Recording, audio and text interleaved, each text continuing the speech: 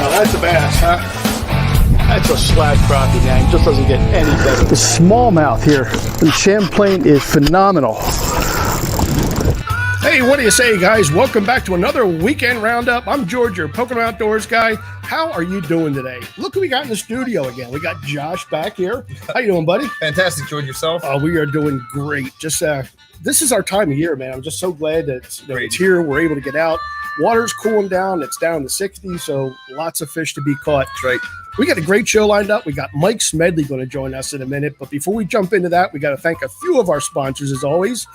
Fin Seeker, River Guide Service, Tim Keebler. You know, the fall bite is on, guys. You got to give Tim a call. Get that trip locked in before he books up. 215-262-4811. Tim Keebler is the man on the Delaware. Give him a call. Tell him we sent you if you don't mind. Tony Maggia products. You know, those big old bunker spoons and mojos this time of year. Those big fish will be coming down the coast. You want to be sure you're ready for them. So give Tony a call, TonyMaggiaProducts.com. Also, the Fisherman Magazine. You know, I don't know why my thing's going crazy again, but yeah, Fisherman Magazine. Be sure you check them out, thefisherman.com. Subscription for 1 year is $29.95, 38 issues. Be sure you get in on that. Now, I want to bring Mike in right away because we got so much to talk about. I'm excited. It's our time of year. So I want to bring in Mike Smedley. How you doing there, Mike? Hold on. Where you at, bud? Let's see here. There he is. How you doing, Mike? We're doing good. How about yourself? Doing really good, man. Thanks for having me. Oh, thank you for joining us. Yeah, I know you're really busy. So how's the season been treating you? Have you been getting out with all this COVID stuff, and what's been happening? Oh, yeah, more than ever, really. This time of year, I'm mostly freshwater fishing, you know, a lot of local lakes close by mainly. And then we get a big fall run here right before I head north to start catching them back in salt again. So the lakes around here, we get a big false run in fall when the leaves start to turn brown, and the stripers all move way up the lake. Like they're to spawn, but they don't. They call it a false run, and some lakes have really strong false runs. They can be incredible. Yeah, I think we're getting ready. Yeah, ready to do the same thing as well. Hey, we got a couple folks joining us. Jen Wong, how you doing, Jen? Hey, Jen. Guy Swope. Hey, Guy. He says, hey, George and Smedley. So, Guy saying hello there. But yeah, what's up, buddy? Yeah, that false run. I think that's something we've tried to hit for a while. You know. Oh yeah, no, it's coming up soon. I'm looking forward to it. Just did some repairs to my boat, got a new sonar, so I'm ready for it. Bring it on.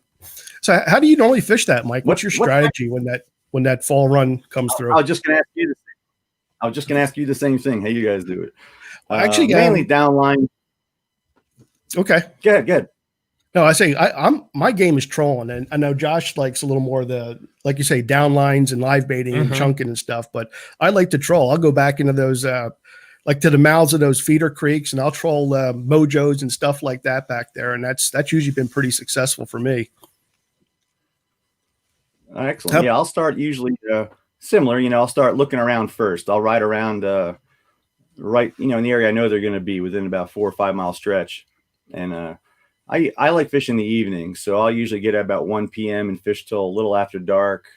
Or, you know, later in the fall when the days are a little shorter, I might do like, you know, sun up to sundown. But what I'll do is I'll run around looking for birds that are just, even if they're just sitting still on the water, just hanging out. If I don't mark any bait or anything, I'll start right where I find birds, even if they're not active, as long as they're there. And then I'll look around. And if I don't mark a whole lot, I might troll. I'll put out some umbrella rigs and look around.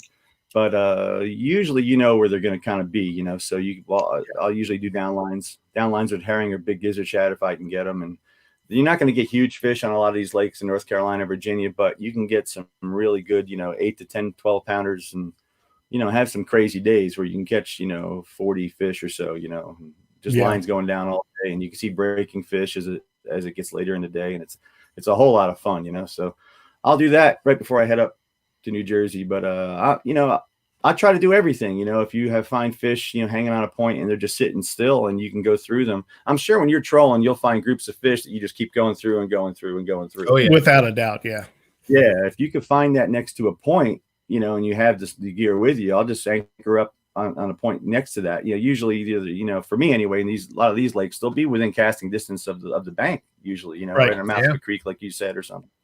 And we'll anchor up and cut bait fish right there, you know. And I mean, unless it's like 100 feet deep or something, we're not going to do that. But if it's, you know, 20 feet deep or so, I'll switch the bait and do that. But I just try to do a little bit of everything. You know, I try definitely, you know, and that's one thing I try to encourage everyone is never label yourself. And it seems like that's very popular with striper fishing.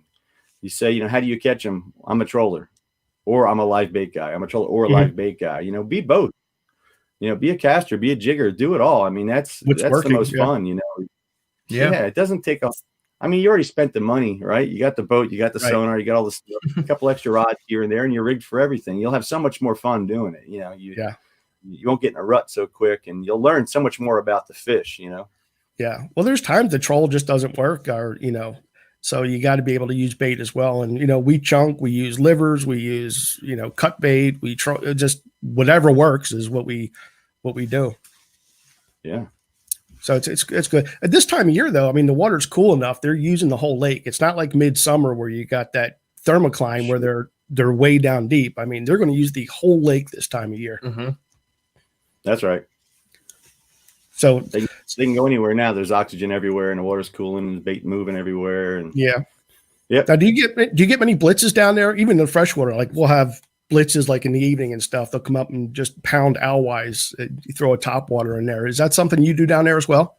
Absolutely. They don't last as long as they do like in saltwater. You know, they come up and they're gone really fast. Yeah. But absolutely. And there's a lot of really good striper fishermen here. That's all they go out. They have 2 rods with little flukes on them.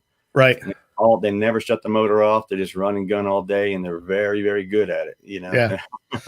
That's one of Josh's techniques too. Yeah, I've sit out there plenty of hours just sitting out there, not even with lines in the water some of the times, because if you're gonna chase the blitzes, like you said, they are short. You got to be ready to go quick. Yeah, and got plenty of fish like that. It's a lot of fun.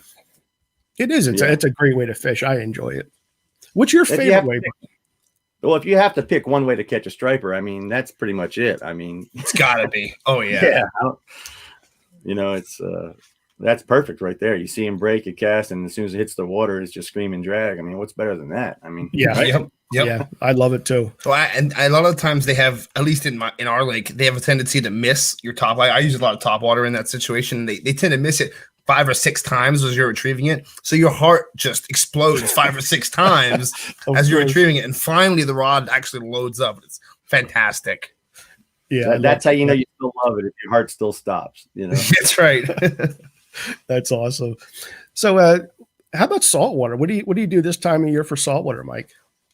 All right, so this almost every time, like if I'm like this case, we're going to New Jersey, so it's Raritan Bay, and I'll launch. And I mean, I know some guys up there that I talk to here and there, but you know, we don't go fish on top of each other or anything. You know, it's more of like, what are they there yet? You know, are they thick yet? Stuff like that. So I'll get up there, and usually I'll troll. I'll put out the mojos. Right. Or I'll do a mojo, like a heavy mojo with a Maja spoon. Right. And I kind of like smaller. I like a little bit of a smaller spoon. His smaller spoons with a heavier mojo, because those bigger spoons tend to lift up a little bit too much. So, but I'll either do that, you know, like a tandem with a mojo with a trailer, or the spoon, and we'll just start looking around. And first I'll run around, and we'll ride on plane for a while. Just don't take my eyes off the screen, and just looking for bait and fish, and usually you can find something. The Raritan Bay is not like the Chesapeake. Like Chesapeake Bay, dude, you get it's the ocean. I mean, I've been in there. the middle, you don't know. You won't see land. I mean, it's enormous. Where the Raritan Bay is, it's a whole lot more manageable. So you can cruise around, and you have your 5-6 little spots, main spots that you want to look first. And if I don't find something that is just jumping off the page, we'll put the spoons out or the mojos and just start trolling around. And I'll start that way. So I'll start trolling just so I can look, see what's happening, see where the bait is, see where the fish are. You'll start to see boats moving in and out. And, that place is tough because it's one of the places where you see the fleet and you go 180, you know what I mean? You get away from the fleet, where a lot of these bigger places, you see the fleet and it's a good place to start or at least look. But man, this fleet can be wicked there. I mean, they're just bouncing off of each other. That's I've heard they got lines way out the back, and they'll have lines 100 feet out the back, and they'll pull right in front of you. Right in front of you. Like they put their own lines in danger, and right. So I avoid that like the plague, of course. But so Smart. I may look by trolling, and then if we can drift with live bait, or nets and bunker and drift with live bait, and if they're spread out, that's what probably go to next. And if we find tight groups that just sit together, we'll chunk on those groups. Gotcha. So That's a good trolling, start. live bait, yeah, drift and then chunk pretty much. And if they're good and they stay spread out, we have a good live bait drifting bite, I'll just stay on that. That's the most fun. Guys like to hold the rod, feel that bait, get nervous, and scream out. That's pretty fun. Yeah, it is. Hey, a couple more folks join us. We have Dave Gebhardt. Hey, Dave, how you doing? And good friend John Augustine. Actually, I was going to tell you, I was out in the Raritan with John Augustine this spring. Great day, and kind of the same things. I mean, talk about finding life. I think John will even tell you, we could have walked to shore. The bunker was so thick in there. It was just one of those days, and you could snag a bunker or net some bunker. But yeah, we got them on the mojos too, trolling mojos around. It was the big thing, and a couple top waters when they were blitzing on some of them. It was a fun day. That's very promising to see all that bait. That's been very. I've been so happy about that, to see so much more bait over the last few years in there. I mean, just so much bait, like you talked about. You could walk on it. Just it was fantastic sign for the future. I'll tell you, I know we were trying to get together last year and fish a couple times, and that didn't work out. And spring with COVID hit us. We were going to go, and I think I texted you one time saying the Raritan's on fire, and I think you got sick because you couldn't get out. So we're gonna have to plan a trip one of these days, Mike, and actually get together and do some fishing. We'll do it this fall. Oh, that'll work. Yeah, we still got plenty of fishing to do. So, but how about other things? I mean, do you do any surf fishing for stripers, or are you strictly a boat guy? Not anymore. I used to. When I was younger, I used to love surf fishing. I really, really loved it. And in between trips and stuff, I'd go, but I was never big on fishing by myself, and it's strange, all the years. I mean, since I was a kid, like walking to the pond or something, fishing by myself, I've never really gone fishing completely alone, if you can believe that. Really? I always have somebody with me, or I just don't. Everyone gets something different out of fishing. Some people love the solitude and just, they don't care if they even catch a fish. They just want to be out there in nature and just chill and just, quiet their mind. Some people love to go out there and love to have a lot of people with them. Some people just, if they don't catch fish, they're just angry, you know what I mean? So everyone has to get something different out of it. And I guess to me, it's about the people you're with, really. I mean, that's what you remember. You remember people's reactions, and you remember, people saying that's my biggest fish ever, or just getting excited, or losing a fish and getting angry, and then catching one later and redeeming themselves or something. So for me, it's that's what I get most out of, I think, is fishing with people. So surf fishing is kind of a lonely gig. You know what I mean? And I did a lot when I was younger, but I always had friends to do it and stuff. And then once I started fishing on the boat, I just really never looked back. And we kind of specialize in backwater stuff, rivers and sounds, and getting up in the creeks and catching big fish where you wouldn't think they're going to be. And I found there's just a lot more interest in that. There's a lot more inland fishermen than there are guys with 60-foot yachts that, or big 40-foot fishing boats that go out and chase stripers with 14 rods out, or like Chesapeake, they use those big planer boards. And have you seen the video of the guys? These guys are my heroes.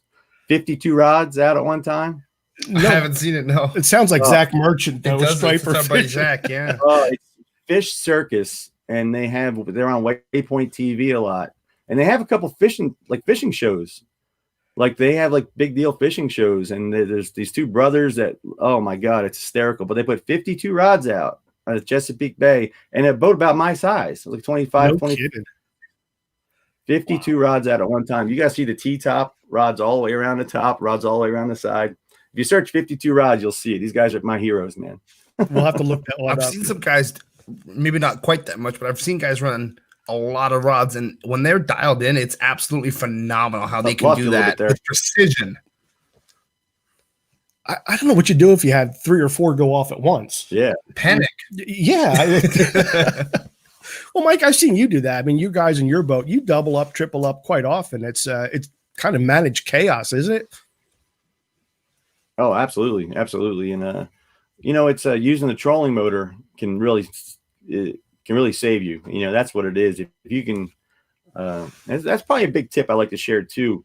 Like I'll watch a video sometimes, and there'll be a guy hooked up, and the fish is circling the boat, and he's got many rods out, and he's moving rods. And if you just crank your trolling motor up a little bit, that fish will come right back to the back, and they'll stay right there. You just got to, adjust your speed here and there. So the trolling motor is the trick to that. That's how we can kind of catch 2 or 3 at once without having too much. Yeah, I like that. Do you do a lot of your trolling with the trolling motor? Yeah, when I use the trolling motor, I personally don't call it trolling. I call it strolling, because we're just going about a click or two faster than what the drift or the wind would take us.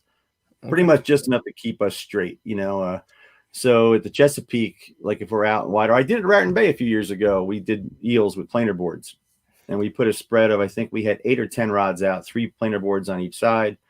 I think we had 2 floats and maybe a downline or 2, because it's still 25 feet out there. And you just get out there and you put the boat in neutral before you put a line out, and you just sit still and wait. I don't care what you think the current is doing. I don't care what the tide chart says or the wind. Sit there and look at your chart, and you'll see which way the boat is moving on the chart. And that's the way we're gonna pull baits. Then I'll look and I'll try to find contours that kind of coincide with the way we're gonna move. So if I have contours that will run that direction, I'll run to those contours, because I always want to be on some kind of drop off or some kind of anomaly on the bottom. And sometimes you don't get your wish and you just got to pull wide open flat water. But a lot of times you can find something that you can pull along and go the same direction. So I'll pull the same direction. And if the boat is naturally drifting, say 3 miles an hour, I'll drop the trolling motor down and we'll go 3.2. So it's really like just a controlled drift, just enough to keep the boards out. Yeah, I understand what you're doing.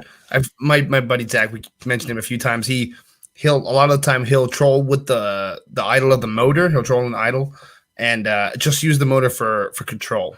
Yeah, it seems like that's basically you're the same thing. If you're just doing it just above the speed of the current, it's essentially the same thing. Right, and that would be that's the way I would do it too. If I didn't have a trolling motor, that's exactly the way I would do it. And a lot of the bigger boats in the Chesapeake do, because large, we're talking 30, 40-foot boats, and now they have the Rodan motors coming out, and guys are using with those big boats. But before that, the gas motor is a great way to do it. Yep, that's really cool. That's great technique. I've seen you do that up in the Raritan a lot, so it's obviously really successful. Yeah. Hey, I want to thank Gary Gasman for joining us. Thank you, Gary. Said he was marking a lot of fish at Beltsville too. So yeah, that's a good way to do it. Downriggers, that's the same way we do it a lot. So yeah, good luck. You got to let us know if you get anything. So where you said you're going to hit Jersey first? Are you going to do any more freshwater fishing this year, or you kind of hang that up and it's all saltwater from here out? No, I will do some. Let me think here. Well, I'll do some now, like I said, until I come up there, and I might be done when I come back from the Raritan. Depends how long that lasts. If it lasts a good long time, I'll go straight from there to the Chesapeake. Okay.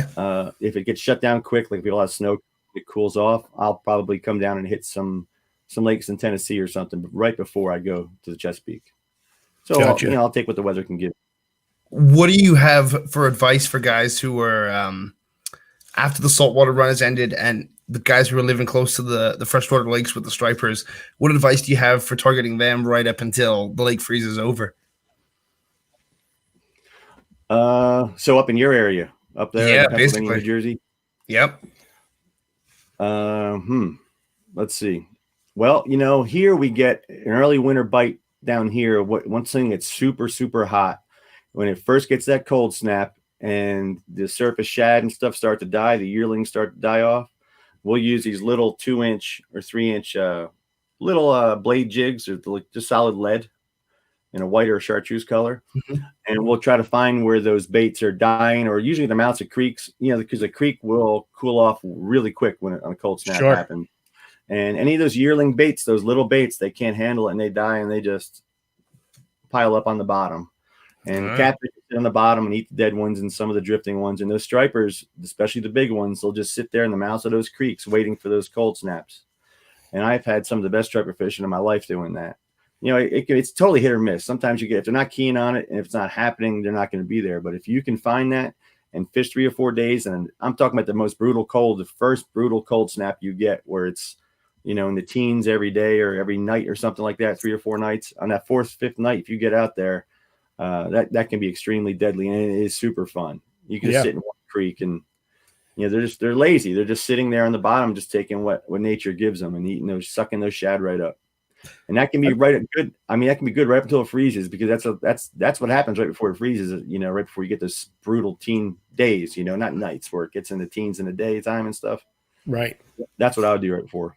That's really good. Fantastic. Yeah. Yeah. Well, we've seen that all the That's a time. lot I mean, of fun. yeah, even as we fish the lake, we see them moving back towards the creek, the Into the feeder arms, creeks yeah, and the arms and absolutely. stuff like that. So we always And they come out of that catfishing, real deep water.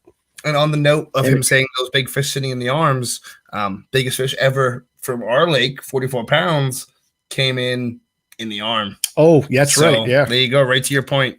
Yeah. Oh yeah. See, That's Mike where the knows what he's dinner talking about. That's really cool. And if you're catfishing too, if you like catching a mixed bag, or if you have big catfish in your lake, you can catch big catfish doing that as well. Without a doubt, we hit them quite often. You know, Yeah. actually, that's usually a midsummer thing, but I want to try that tactic with when things start to freeze up a little bit. That sounds good. Sure. Now, do you have blue cats in the lake you're fishing? Oh yeah. All the southern lakes here have blue cats. Right on. The main lakes that I fish, they're within 45 minutes of me are Kerr Lake. It's Kerr, Kerr Lake. I've heard of it. And you have Jordan here, and you have Gaston, and Smith Mountain's about 2 hours from me, a little over 2 hours. And Okay. Kerr Lake has, I think, the state record now is the world record. I think it's 148, 140, That's 140 insane. pounds. Yeah. Crazy. And a good buddy of mine, Zach Royce, he used to fish with me striper fishing right before he started guiding for catfish. And he caught, I think I told you this before, I think we talked about it. He caught a 93-pound catfish and a 103-pounder in the same day. Unlike that, and all blue cats. He caught that 93-pounder, and him and his dad kept it alive all night. It took a whole night for the biologist to come down. So they kept it alive in this giant tank in the back of his pickup truck. They came down, certified it. He released it, and he says, well, I'm on a pattern. I'm going right back out. So he didn't sleep at all. Him and his dad went right back out and immediately hooked up to one that was bigger than that. It was 103, I think it was 103 or 105. They called the biologist before he got home and said, turn around and come on back. And he's got it all on video. If you go to Stripe Catch the Fever, they make the catfish rods and the striper stealth rods that I helped design with. If you go to Catch the Fever's YouTube channel, it's their most watched video they have there, and you can see him catch the second one, the 103. I bet. I know what I'm watching after this. A little. It's an little Abu reel, a little like an Abu 6500, and it was on a Catch the Fever rod on 30-pound test, and boat that just circling the boat. He had to get help from somebody else to come lift it into the boat, and just monsters down here. I think we'll have to try that one day. I've never caught blue cats. Did you get one ever down south? Yeah, I've caught a few down in Texas, but yeah, they are phenomenal fish. Yeah, that's something I haven't got. I think I just want to try that at least once. Oh yeah. Mike, I want to back up a little bit. You were talking a few minutes ago about, how to position your boat and use your boat. Why don't you talk about your boat? I know you got one hell of a rig there, and I think you got all the striper guys jealous for sure. Yeah. Well, thanks for asking. It's my first new boat that I've ever owned. I own boats my whole life, and I always had little junkers and beater up and fixer uppers that I've had since I was 14 years old. And my first new boat was a Sea Pro that I bought in 2004. And I got a loan for it and everything, it's first brand new boat I ordered, and it was exactly what I wanted. And I love that boat to death. And Sea Pro was the #1 saltwater boat builder in the world back then.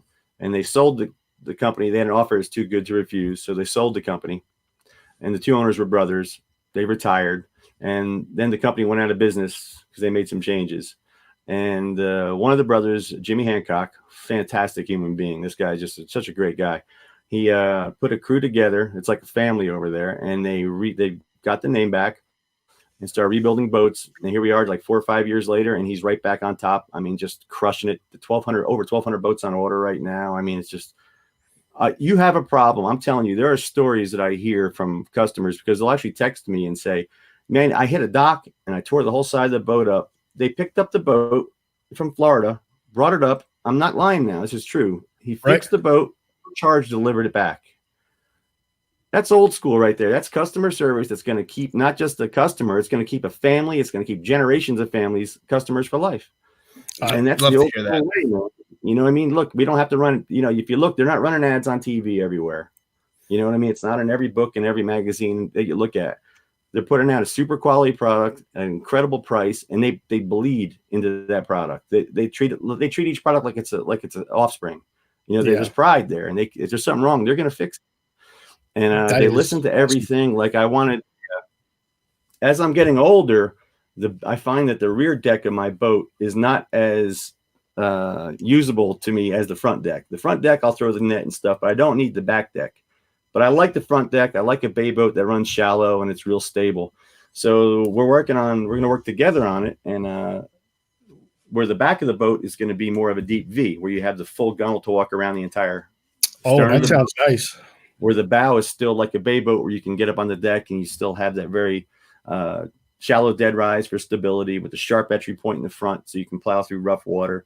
And it's going to be kind of a hybrid, but to me, it's my dream boat. That's the boat that I've always wanted my entire life. And when I was younger, the deck in the back is okay. You jump up on the deck and I can throw the net off that too and cast. But when you get older, you don't want to keep stepping up and down all the time, especially when you're out in some of the snotty conditions, so. Right. But right. You mentioned it to C-Pro and they're like, let's do it. Let's do it.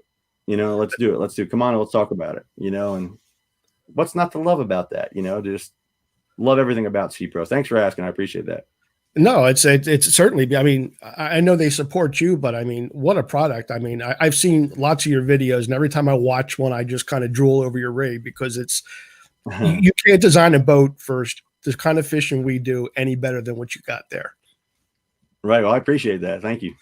Yeah. So I'm just trying to butter you up here so I can get on that one day. Right. No, I hope you both can come out this fall.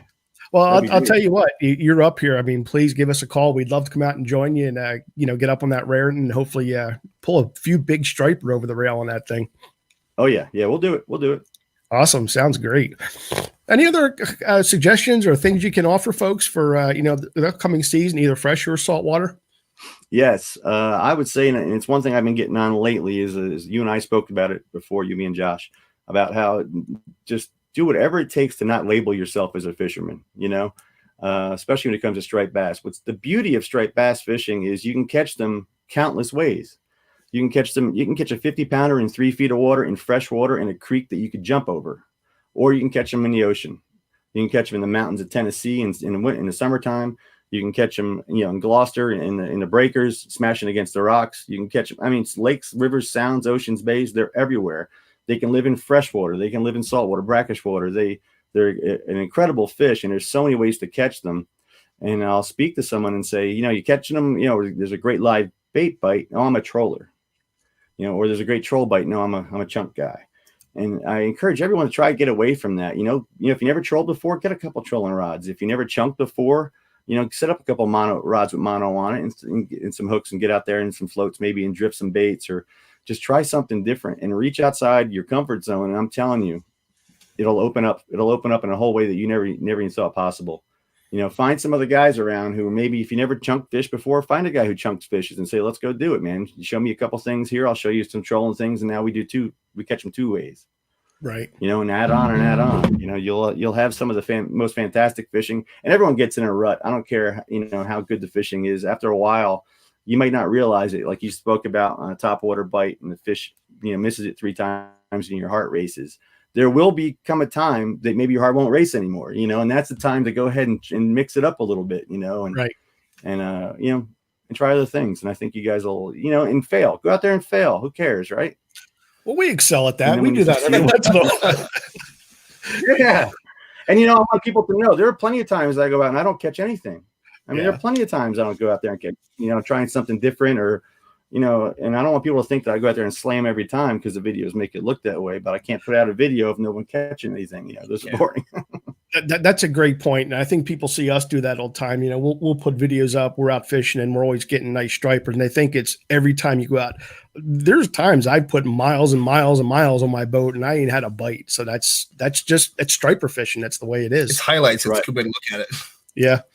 Right. One thing I want to touch on, since you're giving out advice, I managed to find a couple of those Team Old School floats that you sent me a while ago. And I actually just gave them to Josh to try out in his boat. Why don't you tell us the best way to fish them? Okay. Well, you broke up just a little bit there. Okay. The best way to fish those floats? Yeah. Yeah. When I designed those floats, everyone's spread was kind of the same. We put multiple boards on the side, and the planer boards go way out to the side of the boat, almost directly parallel to the boat. And then out in the back, you'd put 1 or 2 floats. But there was a dead zone between your last board and the float. Just a whole lot of water there that was unused. So I took one of their pearl shaped, their teardrop shaped floats, and I put a piece of plexiglass that was just angled in it, and it would kind of fill that area. So it won't go out way to the side. It'll still stay behind the boat, but it's, I tell people they work great in pairs. So if you get two of them, they just stay away from each other.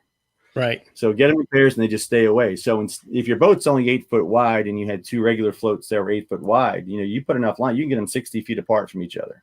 So that's what I use them for. I use them to fill that dead zone, and I can add 2 rods. Or if someone was so a lot of people only fish 1 float out the back. They don't want to get tangles and have to worry about 2. So now you can put 2 out. And even if the boat's rocking and you're making all kinds of turns, they will still stay away from each other. So they're designed really to work in pairs and stay away from each other. If you want to give us a pair away right now to one of your guys, one of your listeners, we can give a pair away if you want. Well, how about we do that for the trivia giveaway? I think that'd be an awesome giveaway for that. Awesome. Thank you, Mike. Absolutely. So what we'll do is when we make the drawing, I'll go ahead and forward you the address of the winner, and you can just mail it right to the winner of the contest. How's that? The Ready Rig guys are a lot like the Sea Pro guys. They're one of the first people that called me because I posted a video of us catching Chesapeake stripers on their floats. And I got a call one day, and he says, "Man, I see you catching stripers on there. Let's come fishing with you." So they came out, and that's when I showed them that little design I had, and they went right to it. They went and they weighed it, and they reproduced it and all that. And they said, "What do you want for this design?" I said, "Well, it's your float, man. It's your release. I just tweaked it." And I said, "Just put TOS in the model number. It's this little wink. We know it, so it's called a TOS 400 for Team Old School. But they're the same way. They're great guys. They listen. They'll call up. They'll come out and fishing, and they're taking notes, and they really listen to what you're talking about. And that's the key to success, man. Don't tell people what they want. Ask them what they want. Sure. Very good point. Break it out. Ready Rig. What kind of bait do you run off the back of that? What's your favorite setup when you're running those? For truly big stripers in winter and fall in the Raritan Bay as well, eels. Always eels. And in freshwater, we'll use gizzard shad, herring. If I can only find threadfin shad, I'll use threadfins. On some of the big mountain lakes, Tennessee, Kentucky, we'll use trout because they stock trout, and you could buy trout at the trout farms. If you do that, just make sure you keep your receipt proving that you bought the trout and didn't catch them. Of course. And then and I've done it with a bunker before, live bunker. Okay.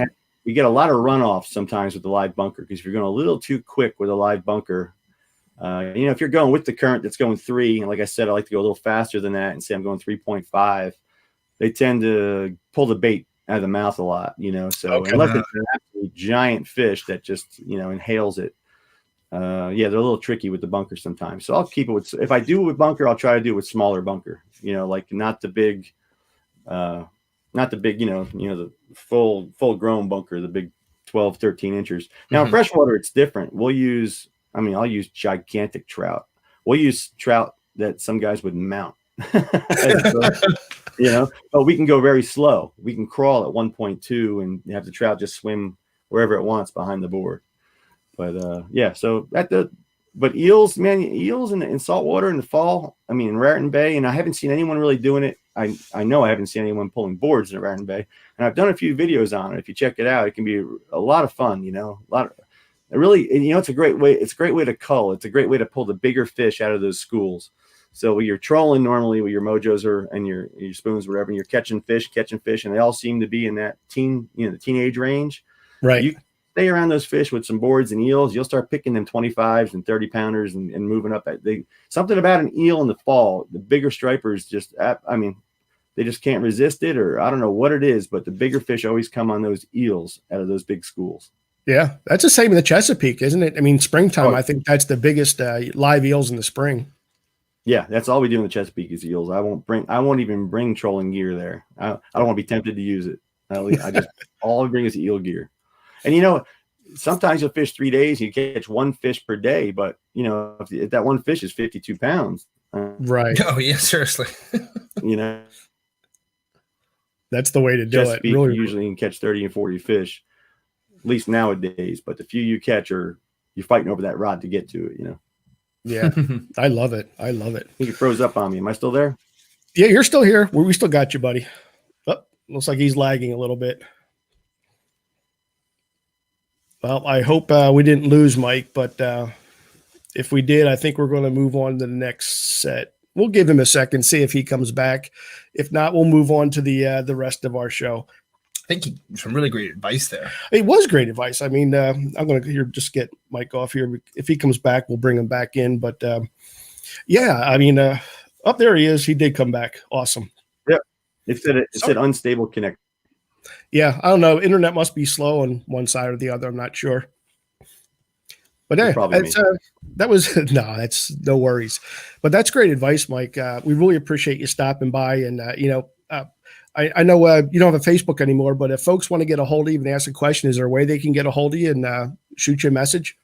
Absolutely. The quickest way is to comment on any YouTube video with a question. I answer every single question. If you see that I didn't answer a question, it means I didn't get the alert or I missed it. But I make an effort to answer every single one. So the quickest way is just ask a question on YouTube, or you can go ask a question on Instagram. And like I said, I do my best to answer every single one. There's no stupid questions. I love talking to people about fishing. So yeah, anytime.